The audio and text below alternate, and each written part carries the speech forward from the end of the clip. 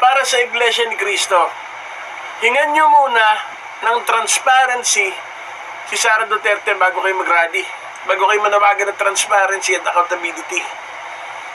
Kung hindi nyo hihingan ng transparency si Sara Duterte, walang kredibilidad, especially morally, ang naman magiging rally nyo for accountability and transparency. Punahin ninyo, mga kababayan, isang taon mahigit na ang mga question sa daan-daang milyon o bilyon-bilyong perang nawala or ginasto sa kaduda-dudang paraan na nasa pag-iingat ni Sara Duterte bilang Vice Presidente at dating Education Secretary, at hindi pa niya pinapaliwanag hanggang ngayon. Pero ang Iglesia ni Cristo never na kinwestiyon man lamang si Sara Duterte o nanawagan kay Sara Duterte na manawagan. Hanggang ngayon. Tapos, for accountability and transparency, ang rally call ninyo, Iglesia, patunayan nyo muna na parang kayo sa transparency. Hingan nyo na paliwanag si Sara Duterte sa mga confidential fund na nakulimbat ng mga taong hindi nakarehistro man lamang sa Pilipinas, nakulimbat ng mga fake signatories, kung ilang milyon man yun, daang milyon.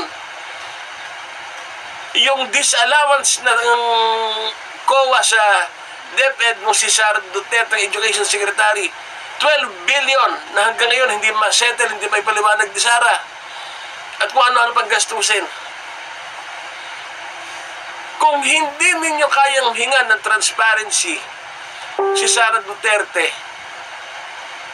sana meron kayong singtibay at singtigas ng adobing paliwanag kung bakit hindi nyo dapat hingan ng paliwanag si Sara Duterte. At kung hindi nyo kaya si Sara Duterte, huwag na kayo mag-rally for accountability and transparency. Kaipokrituhan na yan. Huwag sana magalit sa akin yung ilan ko mga kaibigan personal na iglesia. Yan ang panawagan nyo, pero yung taong unang-unang dapat magpaliwanag ng transparency, or dapat mag-practice ng transparency and accountability, ni hindi nyo makantin, hindi nyo matanong. Anong kaplastika naman yan? Sa mga miyembro na iglesia, hindi ko kayo kalaban. Ang tinutumbo ko lang yung pamunuan ninyo. At question na dapat na maisip ninyo. Malinaw yan na inuulit ko sa mga miyembro ng iglesia, hindi ko kayo kalaban, ha? Kine-question ko lang ang patakbo ng mga pinuno ninyo. May kinakatakutan ba kayo kay Sara Duterte, iglesia? Hawak ba kayo sa leg ni Sara Duterte, Iglesia ni Cristo, kayo mga namumuno? Abangan natin yan, mga kababayan.